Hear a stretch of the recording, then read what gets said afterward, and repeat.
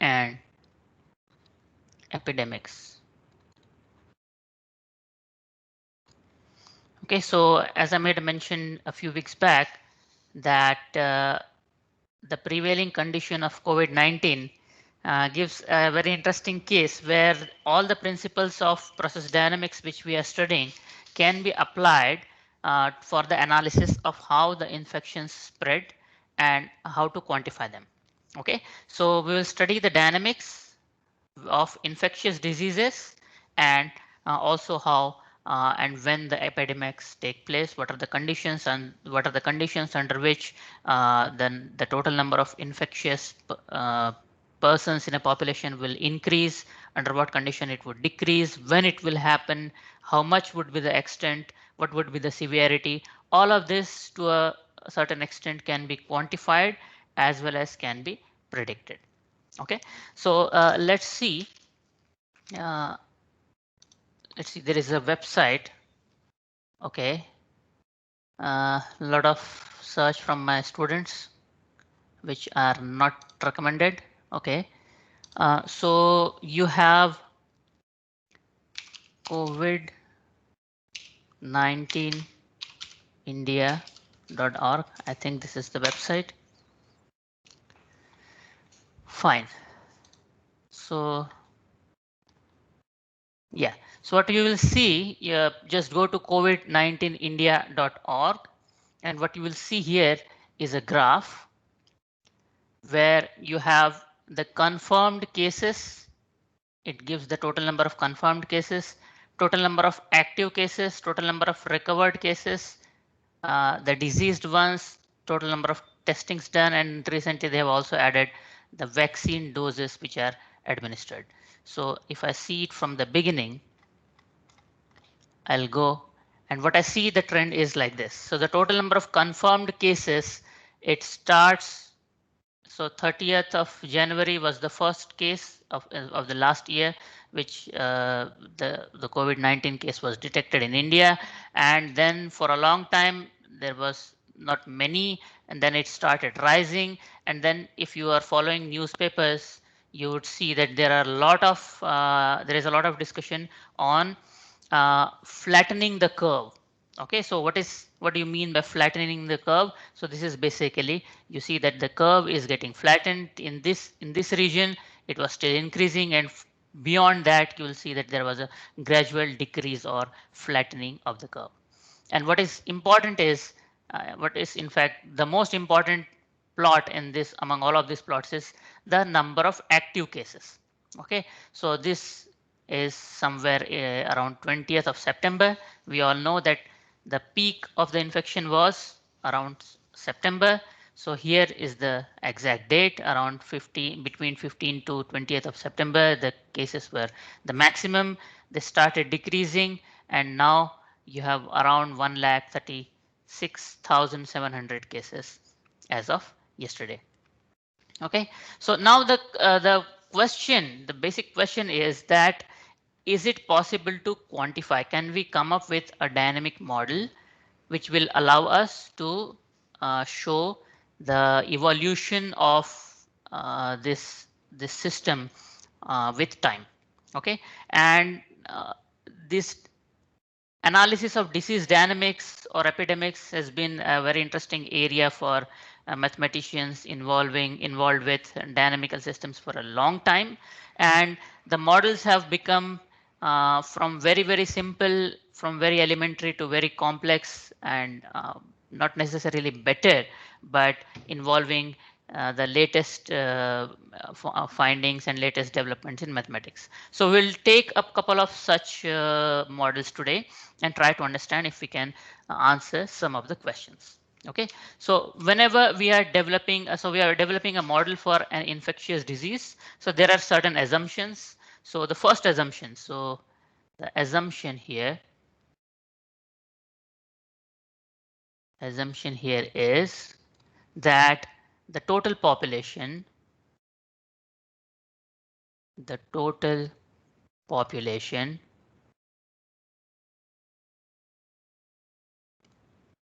is constant.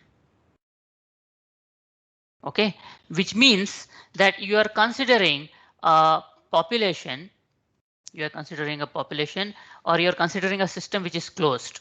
So you have a closed area in which there are certain number n. So n number of persons are present, population, and n number of persons are present in this particular area. And we want to now know, and our problem is, let us define the problem precisely. The problem is, if a small number of infected persons are introduced to this closed population,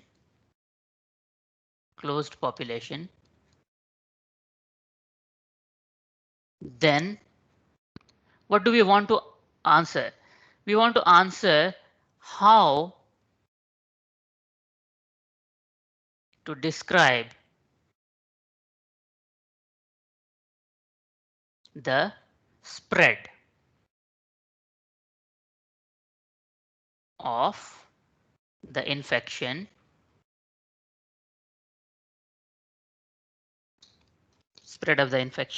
as a function of time.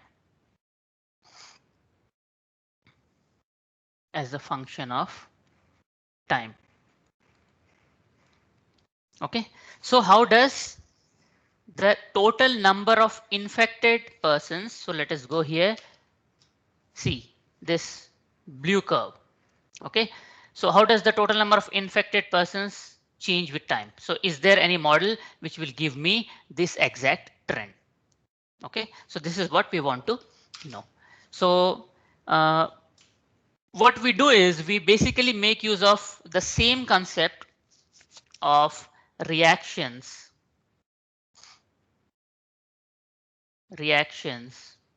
in series. Okay, so what is a typical reaction in series? How does it look like? A going to B going to C. So you have reactant A, it makes B, and the reactant B or the product B further reacts to give you C, right? So we'll use the exact same concept, except that there would be a small difference in the model equations for the reactions in series and what we call as SIR model. Okay, so SIR model is S going to I going to C, right? So what is the model? What is the model or the model equation that we follow here? dCA by dt equals K1 CA, assuming everything is first order, in fact minus K1 CA, dCB by dt would be K1 CA minus K2 CB, and dCC by dt equals K2 CB, right? So these will be the model equations, and we see that all of these equations are, in fact, the system of equations is linear. So you are basically trying to do the linear dynamics study when you are trying to find out the reactions in series. Okay, now this does not happen when you have an SIR model and the system quickly becomes a non-linear system. So let me first define what S is stands for. S stands for susceptibles.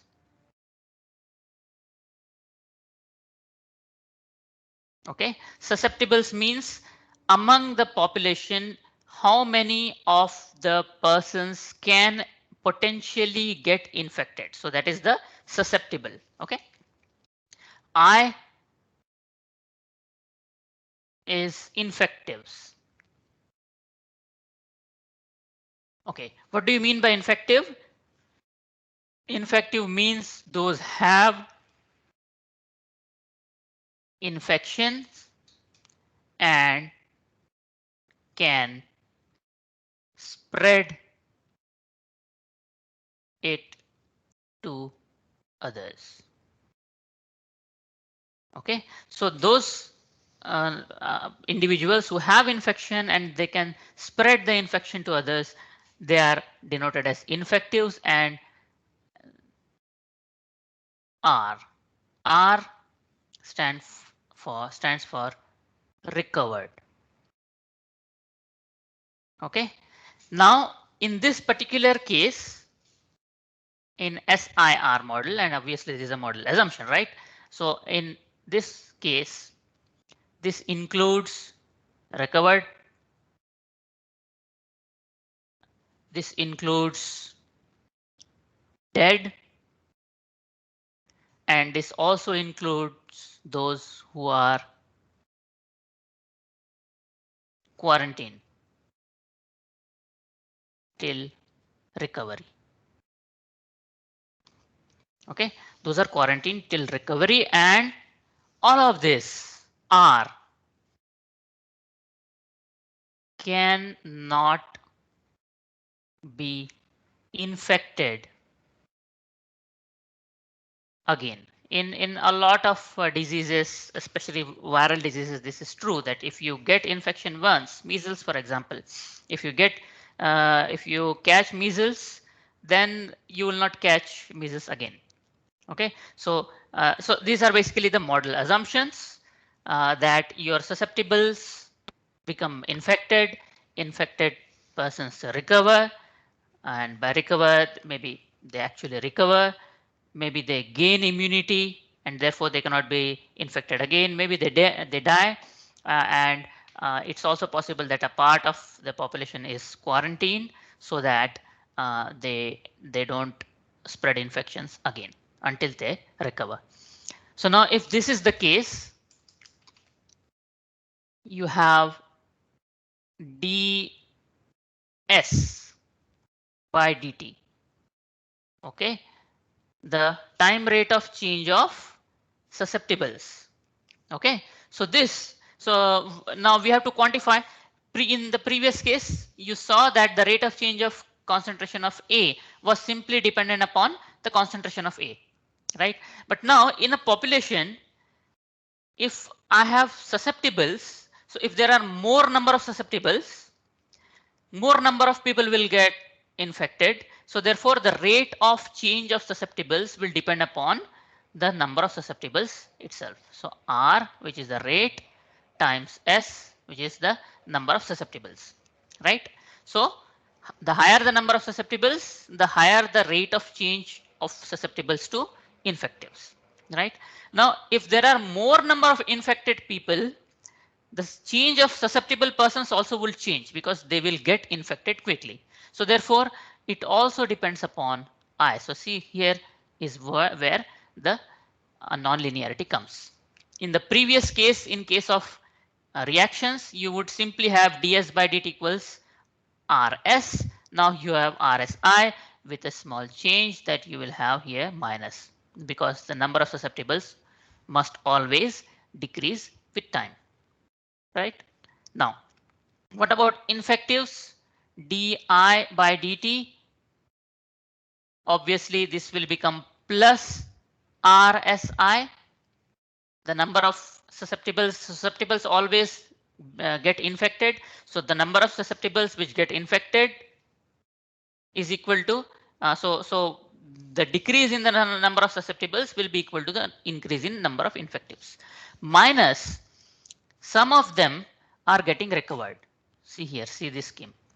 Some of them are getting recovered. So therefore, this will become another constant times number of infectives, right? A minus AI. And finally, dr by dt will be simply equal to A times I. And to emphasize this, let me make it plus AI. So first, second, and third. Okay, so these are the three model equations. This is called the SIR model, which was proposed by Kermack and McKendrick.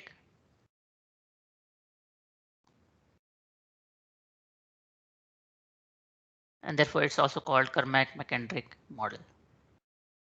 Okay, and if you have seen, if you have been following news, you are in fact also the print media, you must have at least once in these days must have heard about SIR model, and this is basically the SIR model. Okay, and obviously in this SIR model, R is greater than 0, A is greater than 0. So these are the bounds which you have on the population, right? Fine. So then let's see what else, what other information do I have? I know that if N is the total population,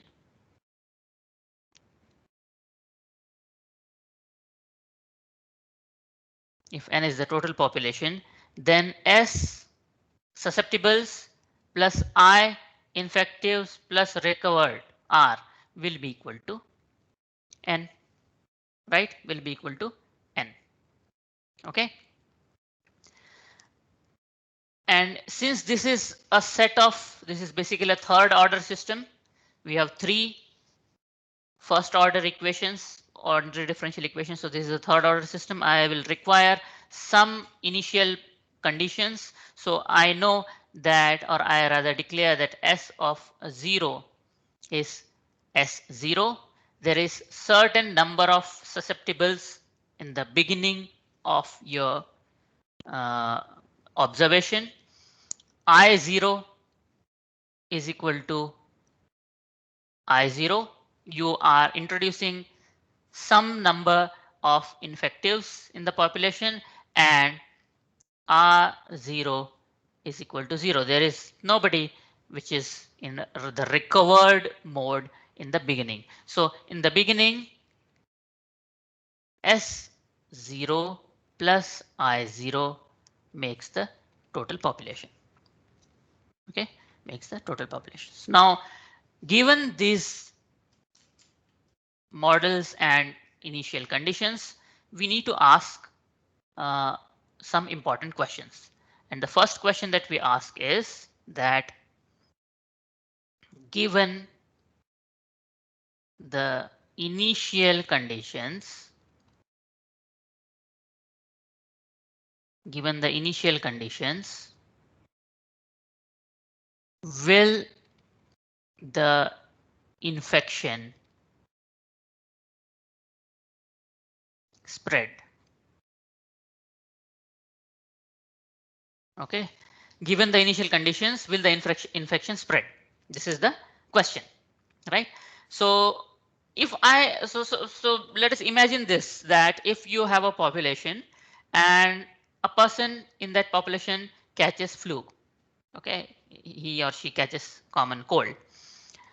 Is it true that everybody in that room will catch the infection?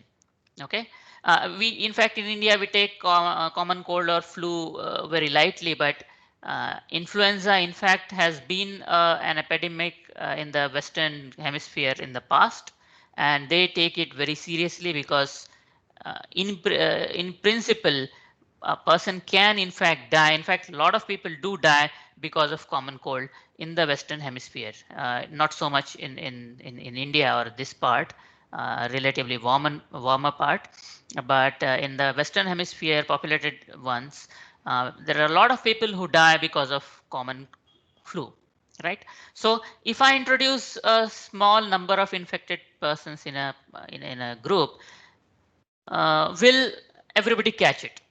This is one thing. And the second thing is, if yes, let's say I find out a condition that under these conditions, the infection will spread. Will it decline? Will it decline? And let me put it in bracket naturally. And that's what a lot of Indians have been at least thinking, that this will happen with COVID. Whether vaccine comes or not, eventually it would decline. Okay, so will it decline after some time? Will it decline after some time? Right. So let's answer these questions and try to find out the conditions under which we will be able to decide whether the infections would spread, they would increase with time, or they would decrease with time. Okay, so we saw that we have di by dt, di by dt. This was equal to plus RSI minus AI, plus RSI RSI minus AI, right? So now for the answer to the first question, given the initial conditions, will the infection spread? So to answer this question, we just need to look at the derivative di by dt, right? So if the infection has to spread, di by dt must be positive, right? But at t equal to 0, at t equal to 0, you had s equal s0 and I equal I0, which means di by dt at t is equal to 0 initial. So what would be the gradient of change in infectious population at initial conditions would be equal to r S0 I0 minus A I0, right? And if the infection has to spread, what should happen? This should be greater than 0 for infection to spread, and this should be less than 0 for infection to die away, right? Right in the beginning. So you can have an estimate. So the question is that the moment, so you imagine the situation in 2019 December, when first few patients of this disease were detected in Wuhan, China, right? Well, there are so many infectious diseases and flu and common cold and these kinds of things are prevalent everywhere. But why did people think that, okay, this is something serious and now it would engulf perhaps the entire world, changing an epidemic to a pandemic? How would they get an idea? They would get an idea by looking into this inequality. So for an infection to spread, I have I0 R S0 minus I0 minus A minus A, and this should be greater than 0. And since I is already greater than 0, since I is already greater than 0, I should have R S0 minus A must be greater than 0. In other words, S0, S0, and what is this? S0, susceptible population in the beginning. In the beginning, when you introduce the infectious patients, should be greater than A upon R, right? So if the parameter A upon R is smaller than the susceptible population in the beginning of the introduction of infection, then in this case, epidemic is bound to occur. Okay, so now what is basically A upon R? Okay, so A upon R, let us see the physical significance. A upon R is called the relative removal rate. Okay, it's called the relative removal rate, which means, and you can see these are like the reaction constants from this model, right? So the rate at which A is being removed from I is being removed from the system divided by rate at which I is being introduced in the system, right? From this equation. Okay, so the rate at which I is being removed from the system to the rate at which I is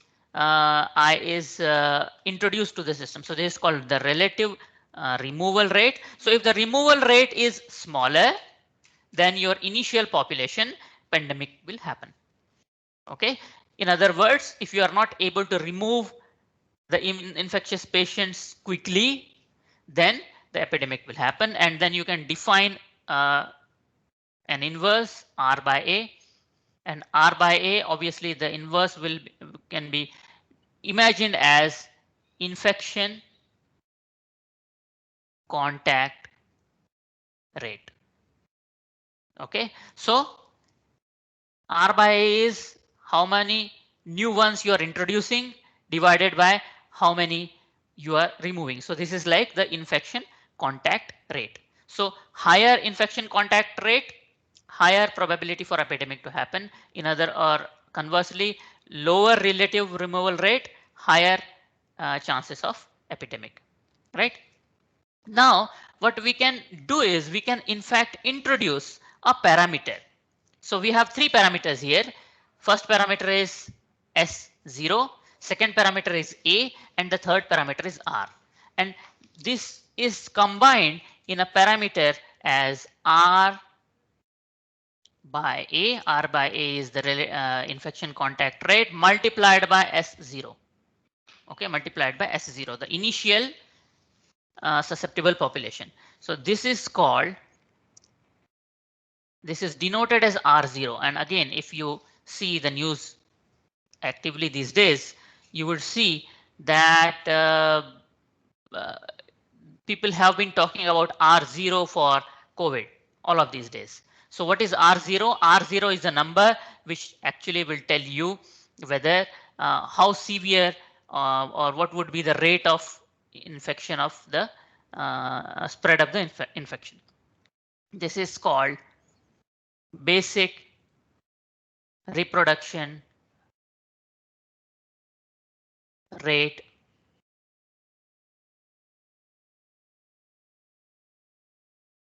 of the infection. Basic reproduction rate of the infection. Okay, so if R is greater than 0, so for epidemic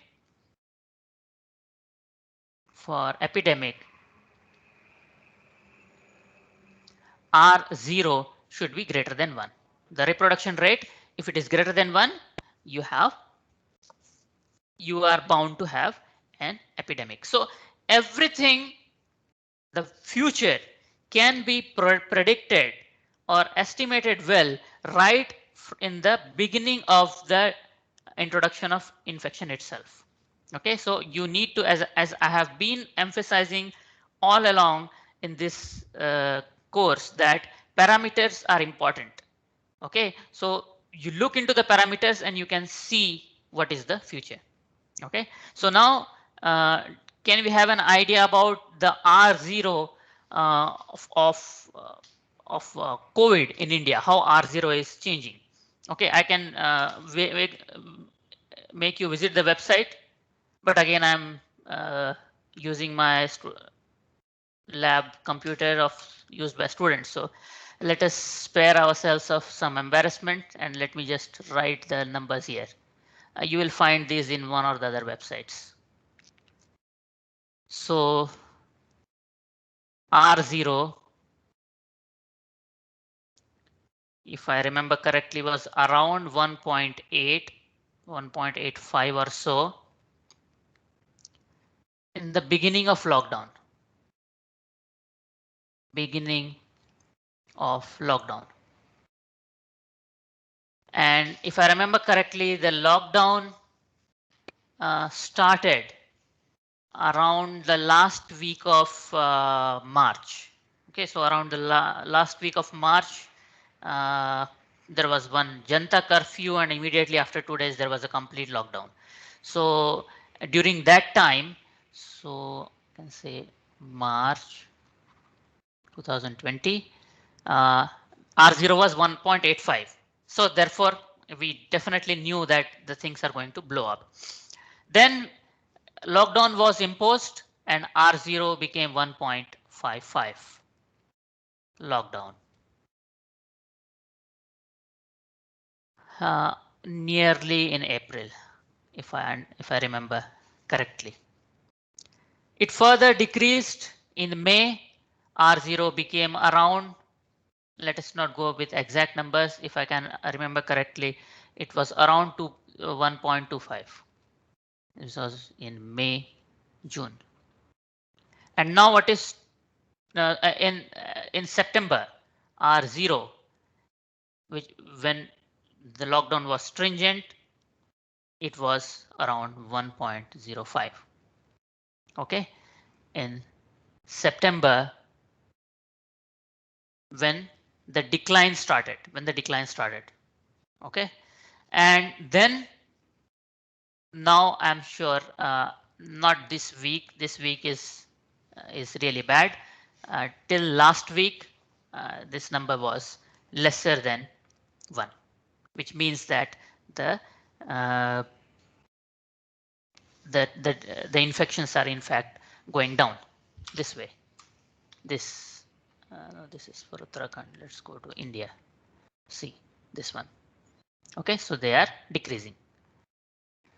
So now the question is that what can we say from this number R0? Okay, so R0 will tell you that what is the basic reproduction rate of the infection, which means that if you don't do anything, if you just keep the things as it is, then at any given moment, if you see the magnitude of R0, you will tell whether you're going to blow up or you're going to come down, right? And this gives rise to the concept of herd immunity. Herd immunity is again something which you must have been hearing all the time. Herd immunity. Okay, so what is the concept of herd immunity? Well, very simple. We have R0 equals S0 R by A, right? What if we make S0 a small number? If S0, which means the susceptible population, is a small number, R0 is going to go down. And that's what you do, that when a very, very large population recover from the infection, when a very large population recover from the infection, or they are being vaccinated so that they acquire immunity against the disease, so S0 becomes a small number, and as a result you would expect R0 to go less than 1. Okay, so how does herd immunity happen? Herd immunity can happen when you do a mass scale vaccination so that S0 becomes small, and herd immunity can also happen because of this SIR model. In this case, we are seeing SIR. So R are recovered, which means those who have recovered and cannot be infected again, right? This is important, that these people are recovered and they cannot be infected again. So there would come a situation where so many people have got infected, that they develop immunity, towards the disease, and therefore further spreading of the infection from them stops, the chain breaks, and then you say that herd immunity has developed and therefore the infection would not spread any further. But now the question is, it looks like this will always be the case if you have an SIR type epidemic. So eventually in India or in any place, what's going to happen is you will develop the herd immunity, and therefore there is nothing to worry about whether or not vaccine comes. But is this statement true? The statement is not true, because when you rely upon herd immunity, what's going to happen is that there will be a population which would go to which will go to the recovered section, but they will go to recovered section because they are dead, right? So a population, so in this plot you see that the fraction is small, so here you have this number is 1,56,000 compared to 1 crore 9 lakh. So the diseased population is small, but it's on a absolute basis. This is not a small population. See, 1,56,000 persons have already died in India, which is a huge number if you see the absolute numbers, right? So if you think that herd immunity will develop because, let's say, everybody will catch infection and they will eventually recover. So, but part of that R compartment is the ones which are dead, and that is something which you do not want, right? So therefore, relying upon herd immunity is not a very good idea in cases of diseases which are fatal. So therefore, it's important that you introduce mass vaccination and reduce the R0 number, basic reproduction rate of the infection. Right? Fine. So this gives us the some idea about the herd immunity and how the infections would increase or decrease with time. Now, what we want to know in the next step is that whether there would be a maxima. Let's say, see, in this particular case, you saw the maxima. So in this particular case, you saw the maxima. So there was a maxima here. Is it always necessary that the curve will go through a maxima and then the number of infections would eventually decrease?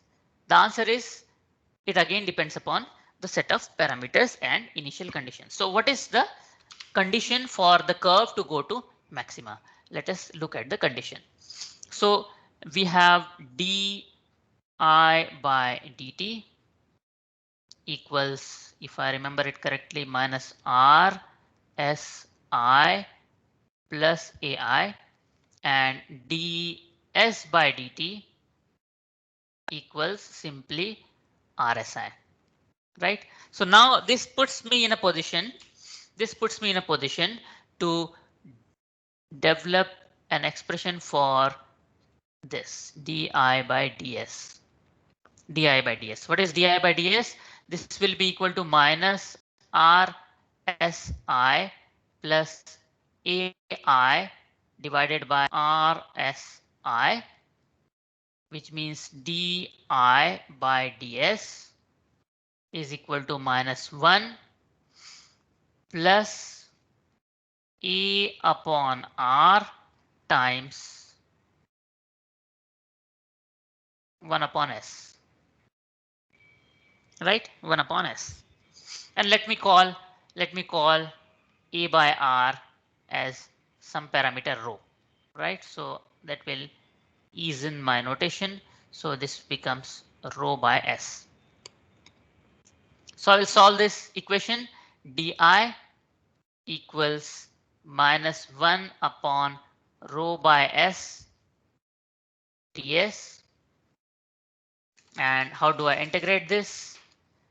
If I'm doing it correctly, I should get I should get plus s, I should get minus rho ln s, and this should be a constant, the integration constant. right? And at time t is equal to 0, at t equal to 0, I have I equal to I0, S equal to S0, which means I plus S minus rho ln S equal to I0 plus S0 minus rho ln S0, right? So then what do I get? I get from here I, the number of infected cases, is equal to, what is I0 plus S0? I0 plus S0 is, we wrote somewhere, is equal to N. Yeah, I0 plus S0 is equal to N, the total population, right? So I can write this as N, the total population, minus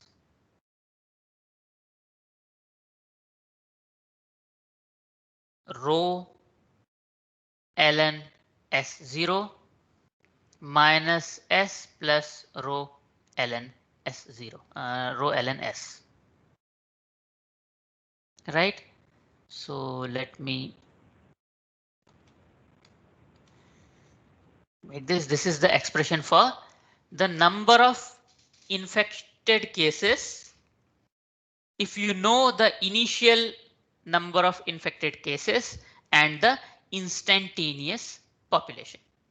Okay, so now since I know this, I can draw S versus I.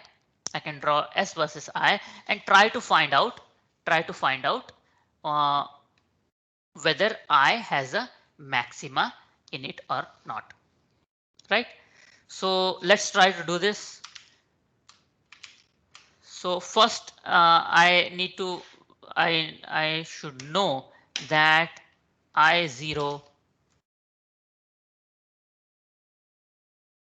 where is this? Huh.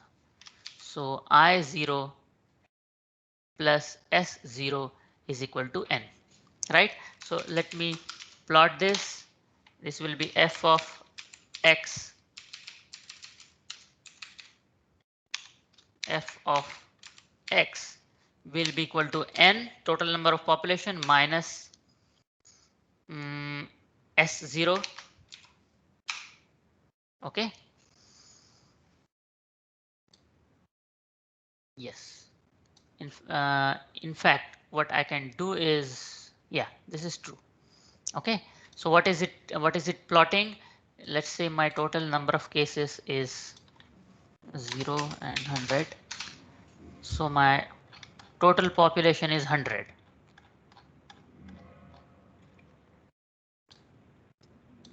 Okay.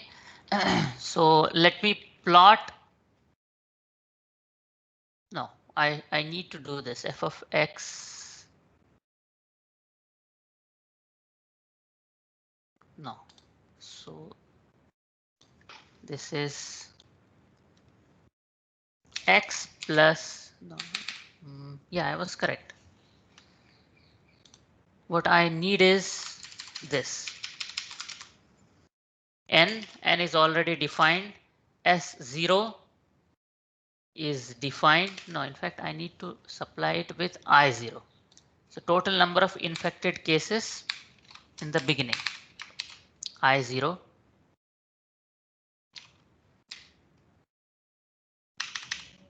Let's say I introduce 5 number of infected cases in a population of 100, right? So what I'm saying is that I have a population of 100 and in this I introduce 5 infected cases, right? So then what's going to happen?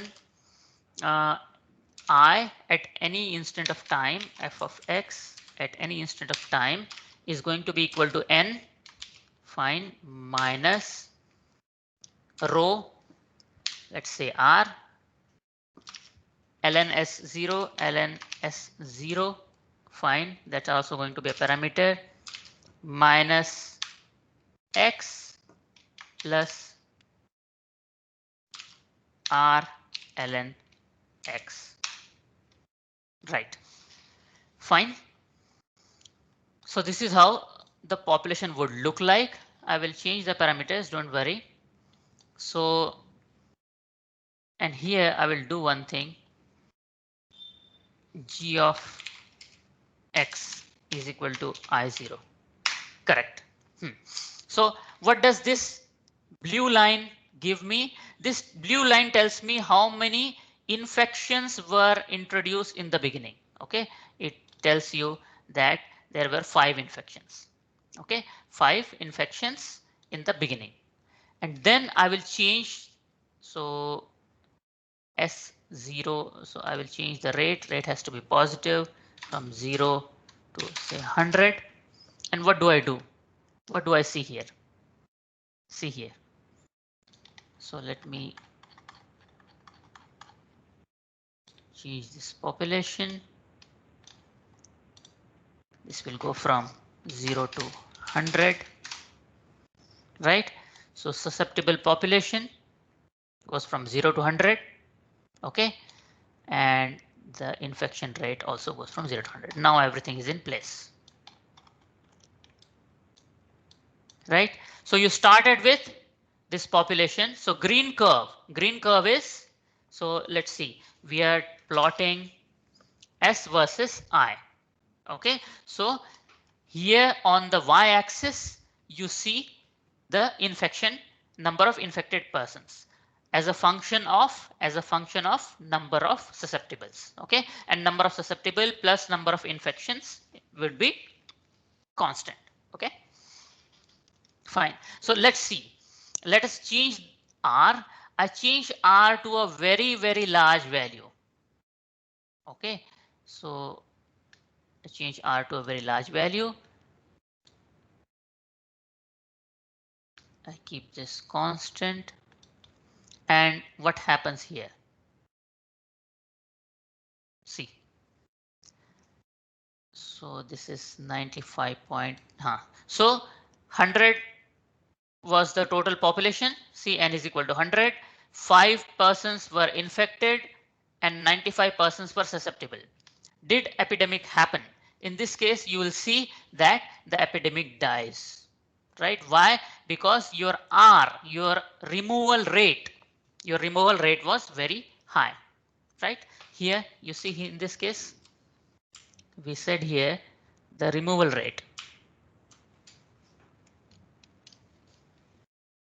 Here, this is the rho or R in our present case. So the removal rate was very high, and what happened? You see that there was no epidemic here. You started with 95 and you go down to 0. But as I reduce my removal rate, what happens? The infections start to grow, and you always have a maxima. And what happens as my removal rate keeps on decreasing? You see, so let me animate it. No, I cannot. I can animate. No, I cannot animate it. So as I keep on reducing my removal rate, which means that I am not able to remove the infectious population from my system, my infections goes on increasing. And where is the direction of time? The direction of time is along the negative direction. You start from here. This is how the infection is increasing with time, and then you see there is a maxima, and then you again come down. Right? So this is the effect of removal rate. How does the infection grow or die down? By changing the removal rate. You see at removal rate equal to the initial population, removal rate equal to the initial population, you see that you have a bifurcation in your system. For larger removal rate, you go down, there is no epidemic. For smaller removal rate, you go up, there is an epidemic, but you always have a maxima, and after which the infections go down. Right? So now, having known the nature of this plot, so this plot would look like this. So my plot of I versus S looks like this, right? And there is a peak. So now can we have an estimate? Now the question is, can we have an estimate of how much would be the increase and what would be the I max?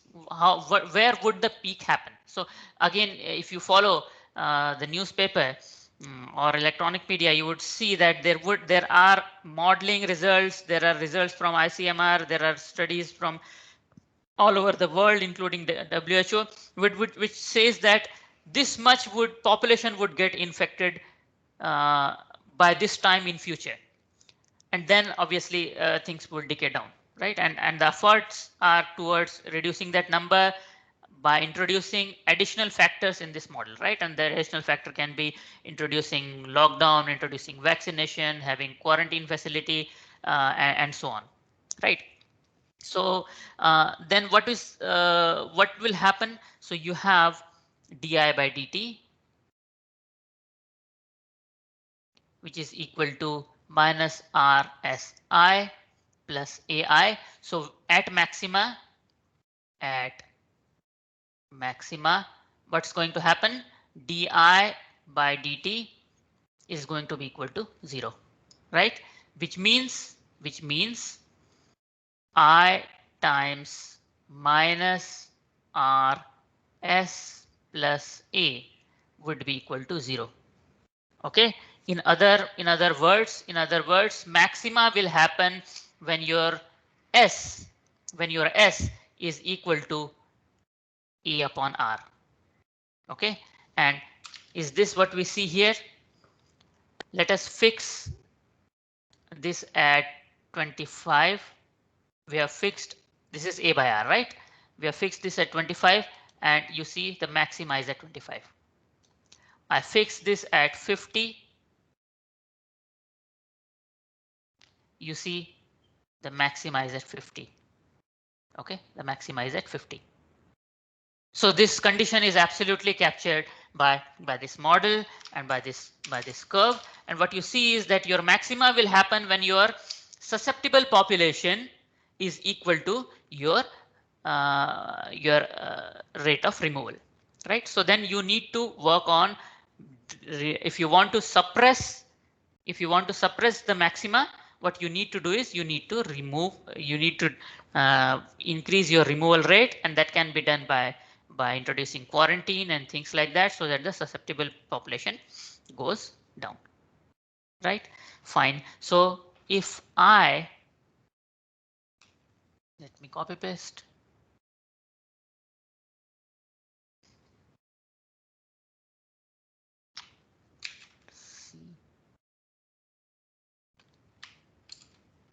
Okay, so if I has this expression, then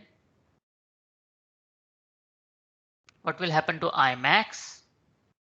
I max will be equal to n minus rho ln S0 minus rho. This will become rho because R is equal to rho. This is rho plus rho ln rho. Right? And now you have an analytical expression to know that. So in the beginning of your epidemic, if you know this number, and if you know this number, you know what, how many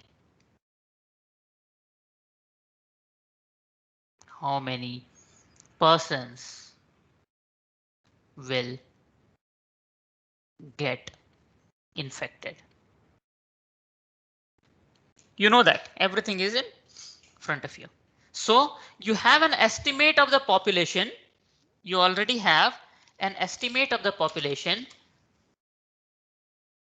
You already have the estimate of the population which will get infected in due course of time as the epidemic progresses, you know that okay, 35 crore or 40 crore or 1 lakh of the total population will get infected. Okay, and now then finally the last, and in fact one of the very interesting aspects of this analysis is this, that now you can write dr by ds. How does the recovery change? Okay, and this is, let's see, what would this be? This is a, what is our expression?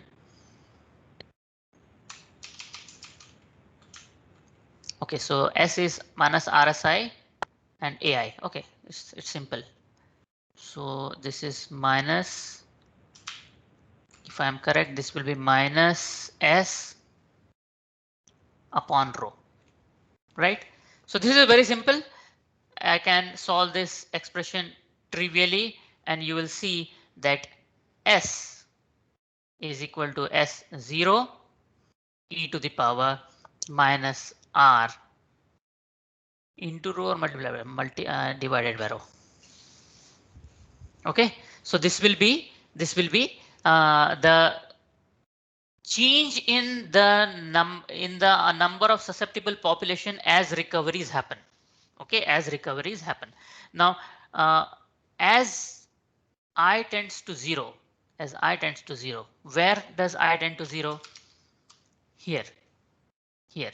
Not in the beginning. Beginning is a finite number. Here, as the time progresses, we see that eventually infections would go to 0. What is going to happen? R at time t tends to infinity will become equal to n minus s time t tends to infinity, right? As time t tends to infinity, right? So now you can substitute these numbers. You can substitute these numbers and have an idea about how the epidemic would progress with time. Okay. And then what you can further do, is you can start with this expression, with this model, and convert it into a matrix equation. Determine the equilibrium population as a function of R, E or rho. You will be able to find out what are the equilibrium populations and so on. You can determine the eigenvalues, and based on the eigenvalues, you will find out whether, as we did previously, whether the system will blow up or it would decay, and even more interestingly, whether you will have waves. This is something which we are seeing, which we are hearing all the time, that first wave comes, second wave comes, and so on. So what would be the nature of those waves and so on? Okay, so this all analysis can be very nicely done using this SIR model. There are much more complicated and much more advanced models which are there. I encourage you to, if you are interested, to go and find out. So we will take a small break. It is 12 o'clock now. We'll start at 5 minutes past 12. If you have any questions, feel free to ask. And after the break, we will take up how to model an infectious disease like AIDS. Okay, how does those model differ from the models of flu and COVID which we are studying right now?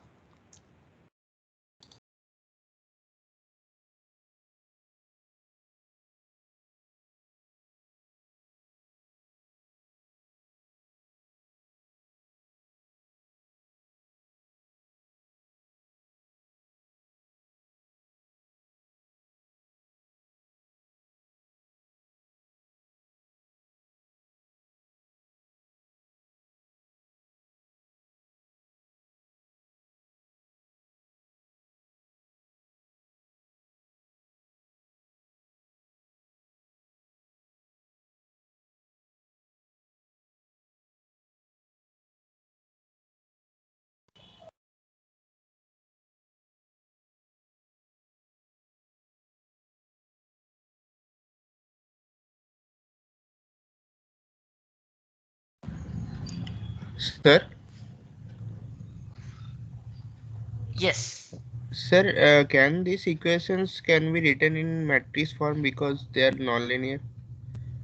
No, so you will need to linearize them. Okay, every non-linear see, this is what we did in the previous reactor analysis also, right? You need to linearize them. You find the Jacob, you find the equilibrium solution, and then you write the Jacobian about the equilibrium solution and do the analysis. Directly you cannot do that. Yes, sir. Yes, sir. Okay. Yeah.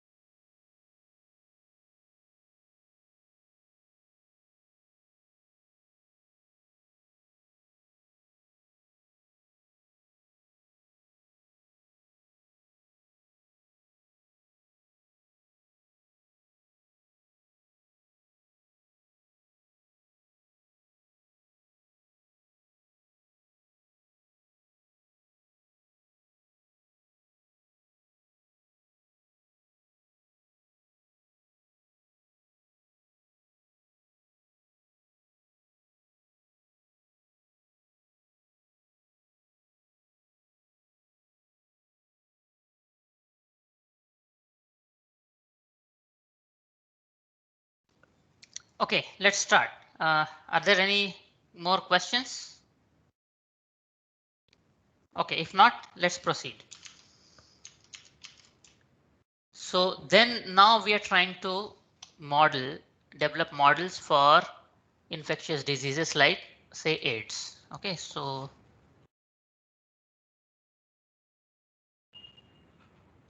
models for in general STDs. Okay, so now the question is, why would a model for an STD be different from a model of other infectious diseases? Okay, we will come to this question that why do you need to model at all? This question might as well be a valid question, that why do you need to model all of these things? We will come to that philosophy later. Let's first see the model. So the model for flu or COVID involved a very important assumption, and you see if the assumptions are wrong, your um, conclusions would be uh, wild, very different. Okay, so I did not write the assumption population is constant and well mixed. This is very important. We are chemical engineers. We know the importance of mixing in any kind of a transport. Okay, so the assumption in case of usual infectious diseases is that the population is constant and it is well mixed. Every individual is there is an equal likelihood of contact of every individual with another individual. Now, when and I must emphasize that these were the earlier attempts of modeling STDs. Obviously, these assumptions today are no more valid. So now what happens in STDs? So you initially you had this. You had three compartments. Okay. So you have first compartment, you have second compartment, you have third compartment. The first compartment was S, the second compartment was I, the third compartment was R, and you move between the compartments like this. Now, what is the problem in this assumption in case of STDs? Looks like the assumption of well-mixed population, at least that's what people used to think, is not correct, because you have compartments like this.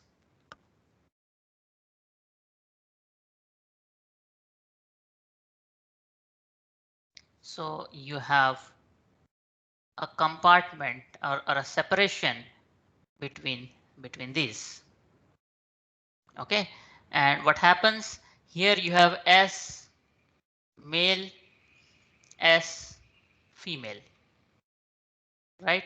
Similarly, you have I male, I female, and you have R male and R female, right? And now the population is not well mixed. So you cannot trivially write this flow directions, right? Usually it is fine. It is going to be like this only. But then what is going to be further details? What's going to happen is that you have SM, susceptible male will go to infected or infective male, and then you have recovered male, which in case of AIDS is just dead. There is no recovery. But in general, you have R. Then you have susceptible female, which becomes infected female, which becomes, for all practical purposes, a dead female. So female, female, right? So now looks like if you just do this, the equations would be wrong, because then you have a cross connection like this. An infected female will infect a susceptible male, and an infected male will infect a susceptible female, right? And this was the earliest model for AIDS, right? Now, as I made a mention that the assumptions can be wrong. Today the assumptions are wrong because with this LGBTQA and a lot of other alphabets, these arrows are not the only arrows. Okay, you do have now arrows which are like this, which are like this. Where would the arrows go? So female, yes. So there would be an additional arrow here. There will be an additional arrow here. No, sorry. Yeah, that is correct. Okay, and in fact, there would be multiple arrows in case of different categories of the Sir, alphabet won't US. the red arrows be the other way around? Why? Sir, Why do you because think an so? infected male can infect a susceptible male. Ah, yes, very good. Yes, okay. Yeah, very good. Okay, so now these are two new arrows, and I'm sure there is at least 1/3 arrow for bisexual ones. Okay, and there can be a lot of such arrows. So these usual ones. In fact, the reason why this modeling is important is if you go and visit the website of Center for Disease Control of the USA, you will find out that the population of AIDS with the new cases which are coming up in gay males is much more than heterosexual males, right? Now, what can be possible reason? Of course, there would be physical or biological reasons, but then how to model them mathematically? So you need to have this arrow correct. Okay, unless you have developed these arrows, you will never be able to capture the trend. See, what will happen if you develop a naive model, it will make some predictions, right? So you will say that, okay, in 2021 there would be 6,000 new cases of AIDS, right? And then you will suddenly find out that what happens is that there are 8,000 cases. So from where these two additional 2,000 cases come? Those 2,000 additional cases have come because you didn't put the arrows correctly. Okay, and these keep on changing with time, with culture, and different reasons. Okay. And then there is a disease called gonorrhea. I really have no clue of what it means or what does it do. But then what happens is that this disease is recoverable, and the moment you recover, you become susceptible. So you have an arrow, and then you again have an arrow here. Okay. So again, if you have an arrow and with all sorts of combinations, your model equations which go like this,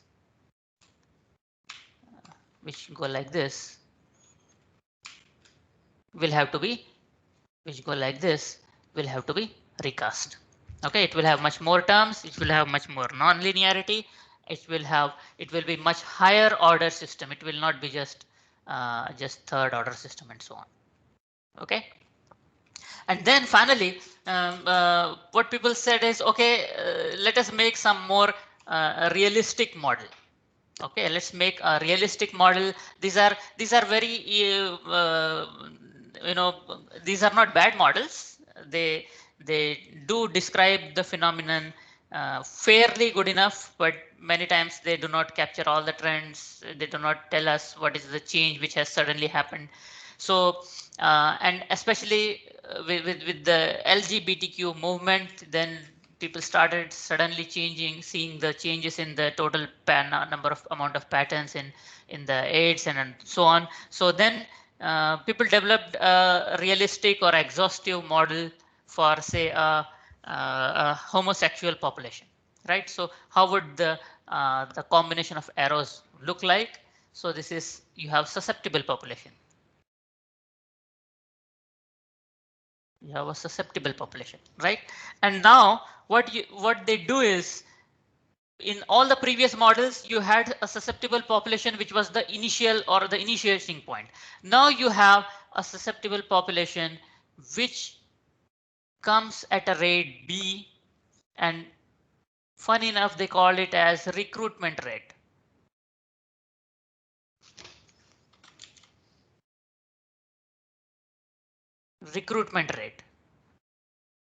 Now you see, this recruitment rate can be imagined as the rate of immigration of people in a certain region. But if you go literally, this may also mean that okay, come out of the closet and join us, that kind of moment. So if you get a correct idea of what is the parameter B, then your population, which was initially supposed to be a constant population n, now that has become variable. So you have an influx of susceptible population. Now susceptible population may die, and they would die due to natural death, right? This is a question what I believe Vasanta had asked 3-4 weeks back, that how to can we account for death as well as birth rate. So in these kinds of models, for example, you can account for these rates individually. We will discuss about their magnitudes once I make the complete flow diagram. Now the susceptible ones will become infectives. They will become infectives. The infectives, in fact, will die a natural death, right? I mean, it is quite possible that you are infected, and before you die of infection, you just die. So they have a natural infection death. And then when you have infectives, a part of the population may catch AIDS, and the other part may just be seropositive. We will come to what is the difference between these two situations a little later. Non-infectious, right? And these seropositive people, well, they may die again of the natural death.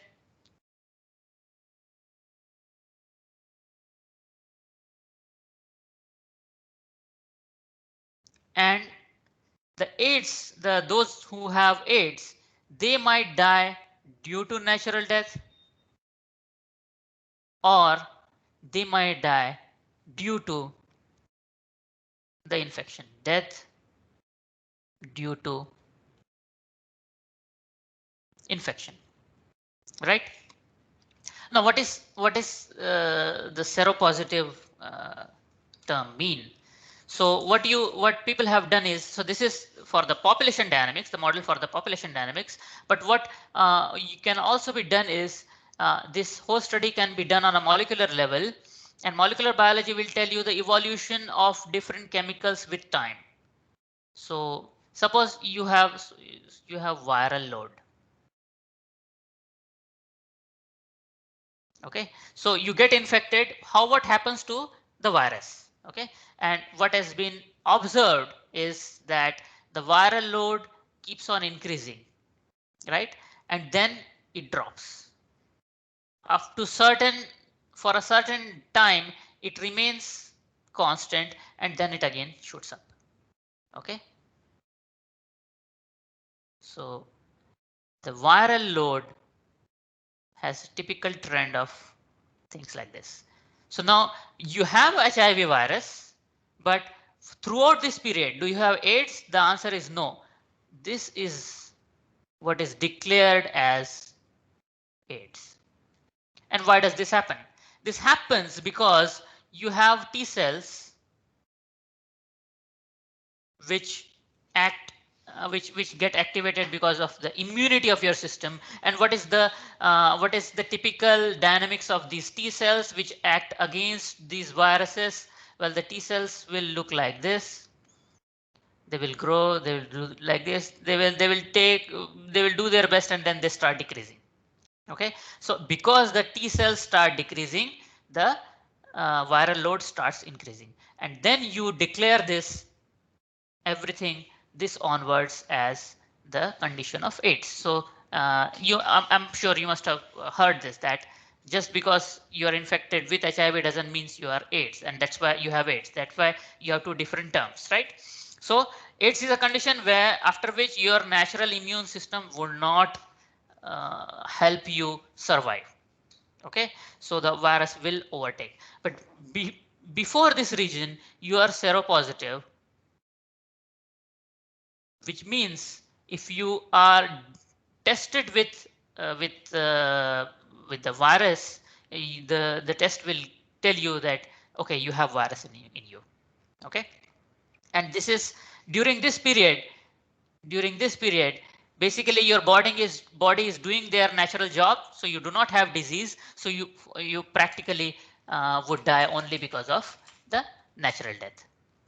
Okay, so now corresponding to every arrow, on top of every arrow there would be rate. So natural death rate of susceptible persons, natural death rate of infectives, if at all it is different, natural death rate of seropositive persons, natural death rate of those with AIDS. There is no specific reasons for all of these to be different, but the death rate of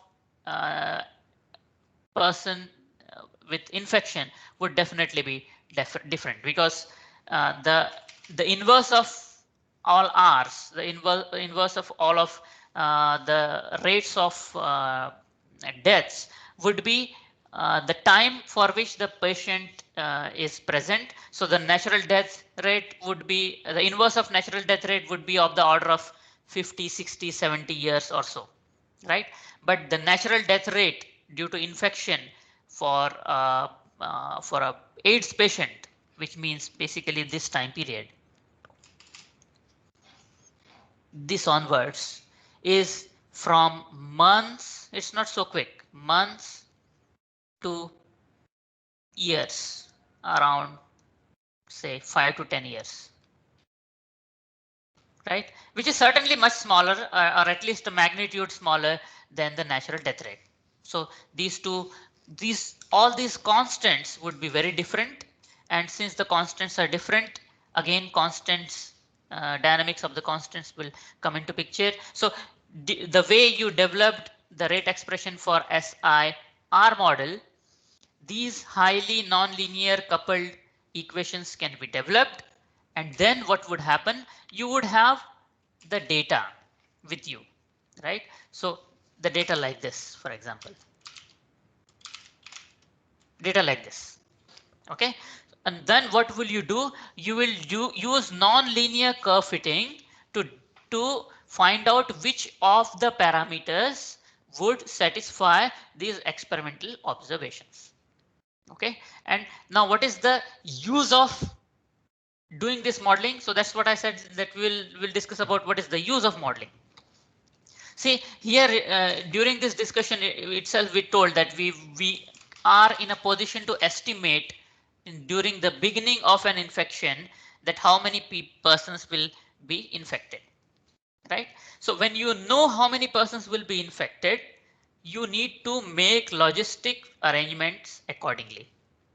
You need to make arrangements for vaccination accordingly. You need to prioritize vaccination accordingly. And all of these modeling analysis can help you tackle that problem. The, the major problem, again, these are all data driven models. They usually rely upon the available data, the data which is here. And the problem is that the major problem is the availability of the or the correctness of the data. Okay, so whether you can rely upon this data correctly or not. So the first problem in modeling and analysis of dynamics is to develop a correct model. For example, we now know that this model for infection of STDs is just naive in today's society or community or today's times. This doesn't hold. And in fact, maths is a very interesting way of revealing the things. Well, we only say that this LGBT movement is present today. How do you know it has always been there, or only people did not used to talk, right?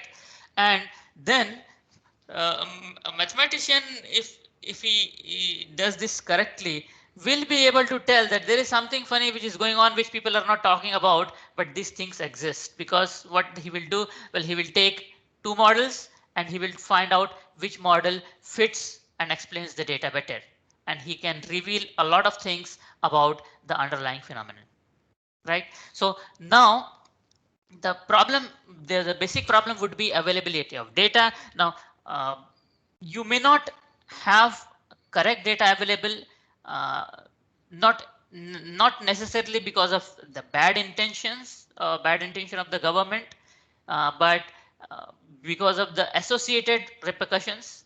Many times the data is shown, which is not as high as the correct ones. So you show the lesser ones. The one possible reason can be that otherwise the people will get panicked, and if the day all the students, BTech students at least, left the campus and we declared that there won't be classes and there would be a lockdown, you should have gone to Tech Market and you would have seen that every shop was flooded with people. People wanted to buy ration, they wanted to buy vegetables, they wanted to have milk and milk powders and everything, right? And that was actually counterproductive, because people panicked and they gathered in the even larger amount. So there can be valid reasons for not showing the data correctly. There can be reason of some kind of an award, that there is a particular state in which infections are very small, so that those people are great, that government is great, and they can get awards and things like that. That can be a reason. There is a very good incentive, at least in some states I come to know, that they have shown the data with higher numbers, because with every infected patient they will get some 5 lakh rupees from the central government. So if they show that there are more numbers, they get more money. So there can be vested interest, there can be genuine interest, but the success of your mathematical analysis will lie only on the correct availability of data. Once you have correct data available, then you can think where can be the problems in modeling, where can be problems in underlying science, where can be problems in solving the methods. Okay, so for today we'll stop here. If you have any doubts or any questions, so I took this particular topic specifically today because specifically this year because of this prevailing conditions, and we hear a lot of things in newspapers. So I thought it would be nice to know what is the underlying principles from dynamics, so that the whole thing makes a better sense. And with this, we complete our analysis of nonlinear dynamics systems. We not only complete the analysis of nonlinear dynamics, we also complete the state space domain analysis. So there is nothing more. I mean, in fact, there is a lot of more things which we can always do. But from the point of view of course, this particular course, we will now switch over to analysis of dynamics in transform domain from next week onwards. So let me write one important thing. Class test 2.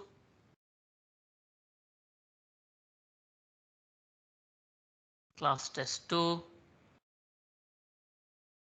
Syllabus. Non-linear dynamics.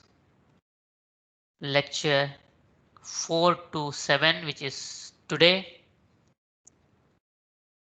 Mode of test.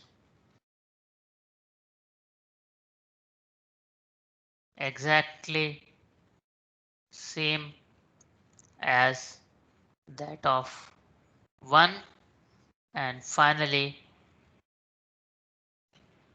date and time.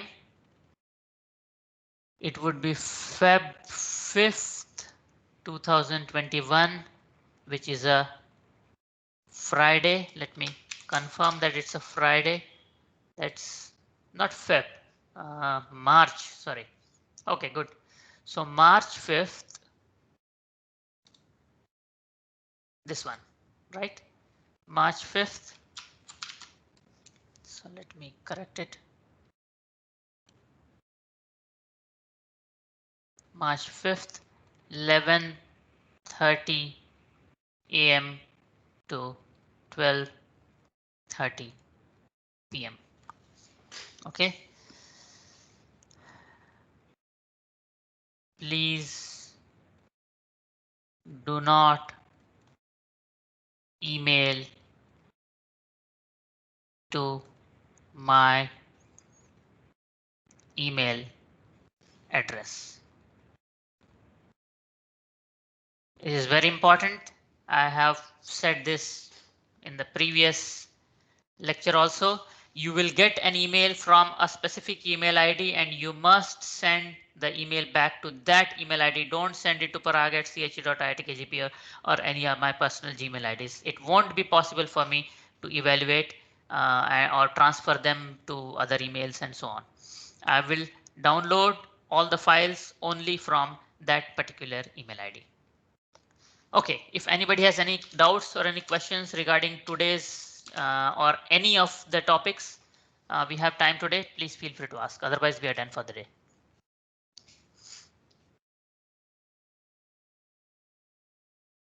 Okay, if not, thank you. Bye.